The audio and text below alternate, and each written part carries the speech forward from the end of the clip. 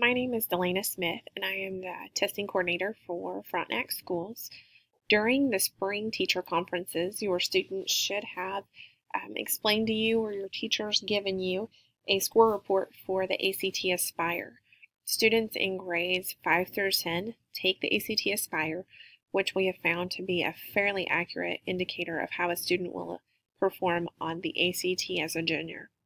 So I just quickly want to run over some of the key features of this report, and hopefully it'll help to simplify some of the data that you're seeing in front of you. So if you look at the sheet that I currently have up, we're going to start at the beginning. Up at the top, the first thing is this composite score. Now that number really only pertains to ACT Aspire. So if you were to look at your students' performance from last year and then look at the score they got this year, this composite score helps us to quickly and easily see student growth in that area. Next to that, if you have a high school student, you're going to see a predicted ACT composite score. That is not available until the student is a freshman.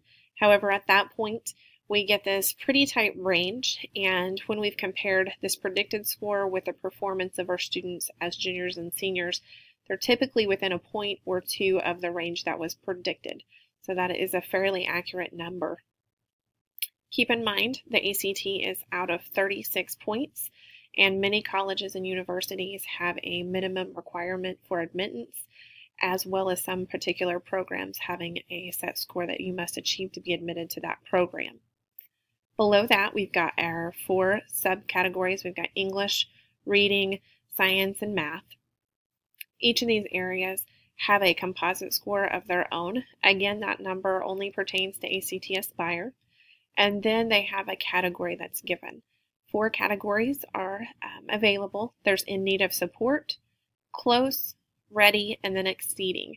If a student falls into the ready or exceeding categories, we're expecting them to perform at level when they take that ACT as a junior.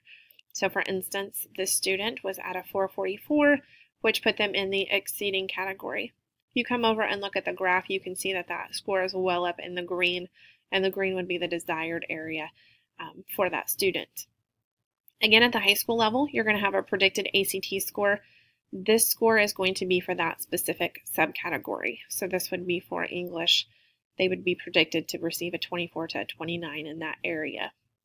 Over on the graph, you will see previous dots. So for instance, this is that student's performance at 8th grade, 9th grade, and then this year as a sophomore. So you're able to track trends as far as whether or not the student is continuing to improve their score, or possibly we've seen a dip in the student's performance. It's a great conversation starter, not only for teachers, but also for parents. It could be something as simple as they were not feeling well that day, or maybe they were actually gone the day and they had to make up the test. Research shows that students do not perform as well on makeup days as they do on the initial test date.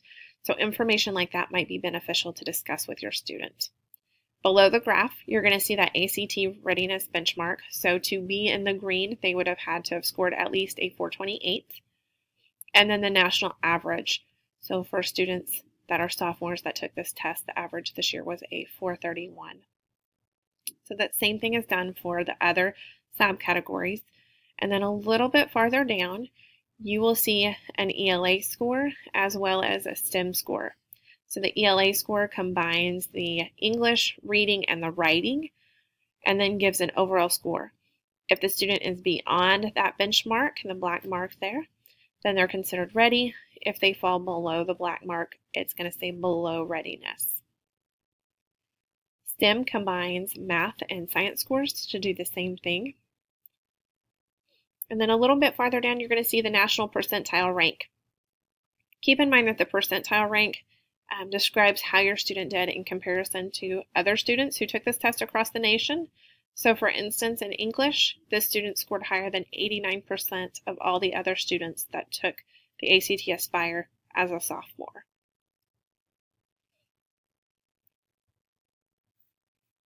Down here at the bottom, these skill score ranges. If your student wants to retake the test, this would be the predicted range that they would fall into, assuming they did not have any additional testing prep or content exposure. So this just kind of gives that range of unforeseen circumstances. Did they have to leave to go to the restroom, and did that throw them off, or maybe they lost a couple of minutes of the assessment? Keep in mind, this is the only timed assessment that students take at this point. So frequently we see students who struggle with the time component. Looking at page 2, again, we have each of the subcategories represented. Here's the first time you're going to see anything for writing. The black bar above the orange bar actually tells us where that readiness category was. So on the first page, you have that green area that is now represented with this black bar. So it takes each sub area and it kind of breaks it down into the main areas within that content area. It then tells how many questions out of how many were given were correct, the percent for that sub area, and then it shows us the visualization of that same information. As I said, this is the only place where we see information about a student's writing performance. So that provides some valuable information not only for the student and yourself, but also for the teachers as well. And then down at the bottom, it gives improvement ideas. So if you have a student who maybe didn't perform as well as they would like, or they know that they are prepping to take the ACT in the near future, these are areas that they could focus on and they could improve.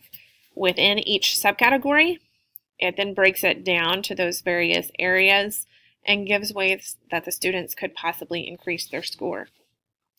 This is incredibly valuable, whether you're just prepping for the test in general, you're looking to improve your overall performance in the classroom, or you're possibly trying to make sure that you hit that ACT mark that a college or university has set before you.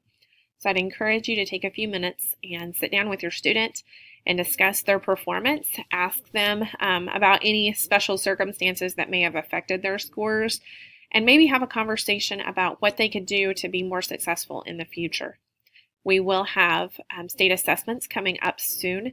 Those will run after spring break until the end of April. So it's important to encourage students to utilize effective test-taking strategies, make sure that they're answering all questions, they're always giving 100%, and that even though tests can sometimes wear on us, we want to make sure that the students are doing their absolute best when they take these assessments, as we want to make sure that they are recognized for their achievements within the classroom. If you have any additional questions, please feel free to either call the district and ask for Delana Smith, or you can email me at dsmith@frontenac249.org. Thank you very much.